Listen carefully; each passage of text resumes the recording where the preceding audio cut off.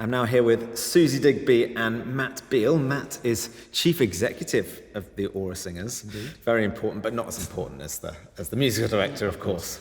We're here to talk about the fact that our organisations have shared goals, very much so in the realms of course, great singing, but also music education. So let me throw the floor open. Who would like to go first and tell us a little bit about ORA Foundations or the ORA Singers work? Shall I go? Yes, go ahead, Suzi. And then you can fill in the gaps.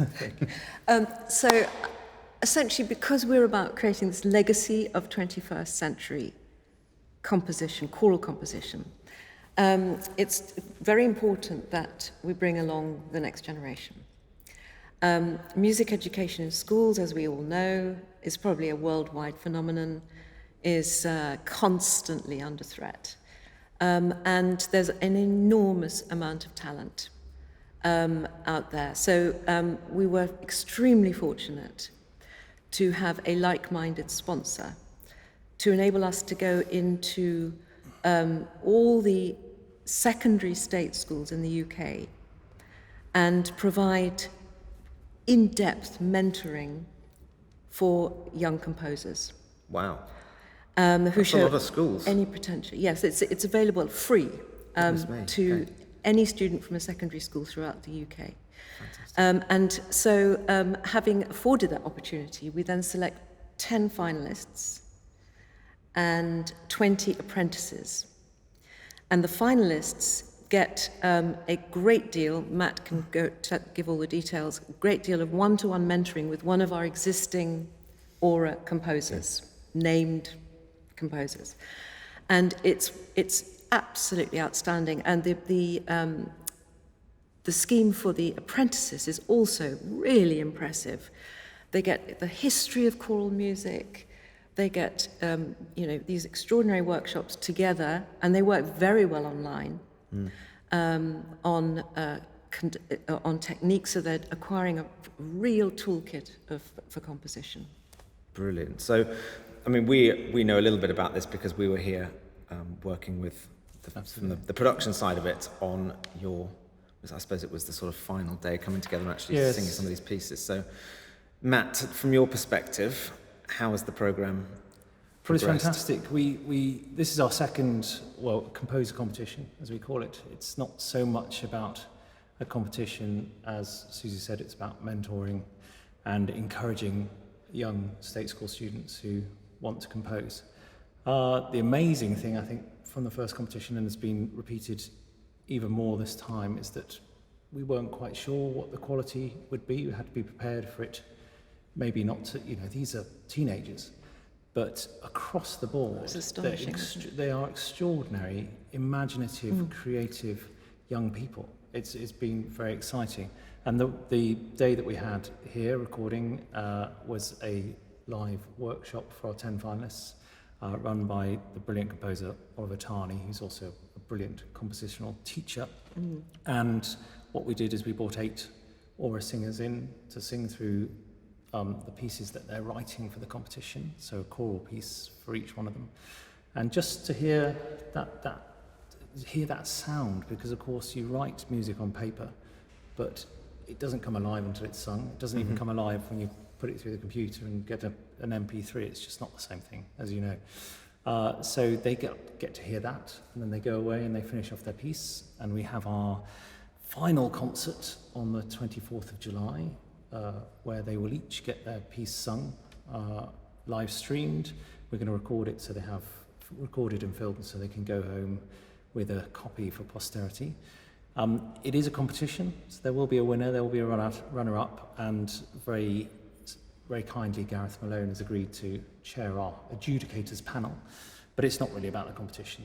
It all comes back to the mentoring. We're just trying to encourage these young composers. Can I ask you, I mean, we obviously put together these bids. We do a lot of lobbying to our government about the necessity of the creative arts in curriculum and the importance that we believe it should have in young people's lives.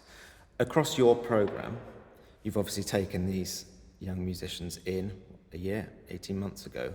What growth and change have you witnessed across the programme? Oh, it's phenomenal, isn't it? Yeah, it is. I mean, I'll answer that again, because that's a critical point of what our sponsor originally talked about, they wanted a community, was the idea, to build a community of young composers through this competition. So we very much kept in touch, and several have gone on, certainly from the first competition through to music colleges, and have written to us and said this was a seminal part of them perhaps getting places, one at the Royal Northern College of Music, one at the Guildhall. So some are definitely going on that path, as we've seen. They don't have to. Why is music so important to education? Because it feeds into everything. It's music itself, but also well-being, helping your other academic studies. That's why it's so critical. And what's exciting to me in the sort of large scheme of recognising where we are at the moment in the history of choral music, it's a very interesting time, and I think in 200 years' time it'll be looked back on as a really, very, very thrilling moment in history. This has been happening very gradually since the early 90s, I think. And we're just the wealth of talent, and we've got to capture the talent and give them the toolkits, give them really, really basic techniques with which to craft their skills.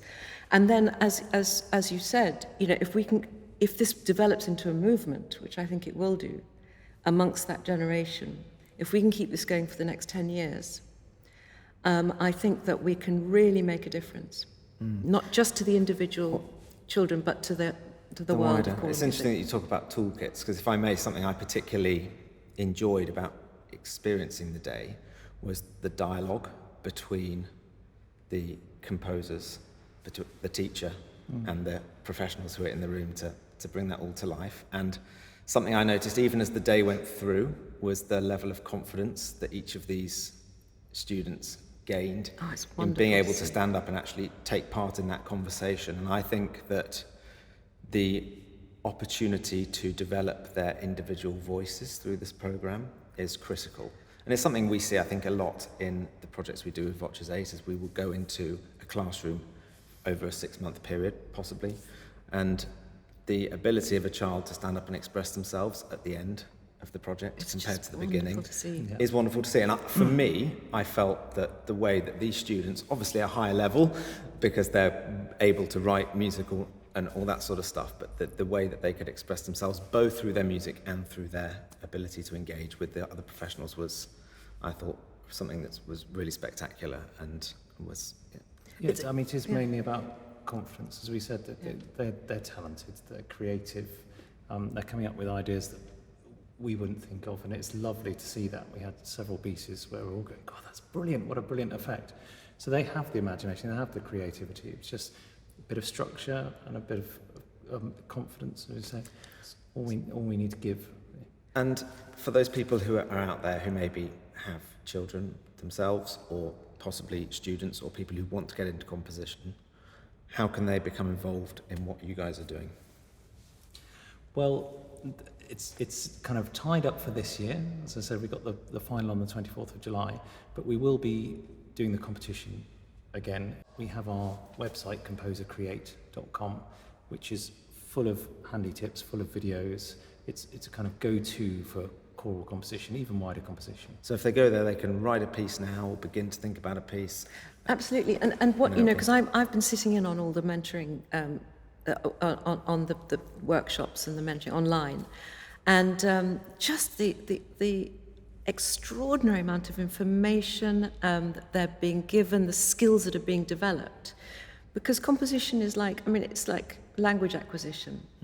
You have to learn the syntax and the grammar and all the, as I say, I keep coming back to the term toolkit, because the talent is there, and it's considerable, and it's individual.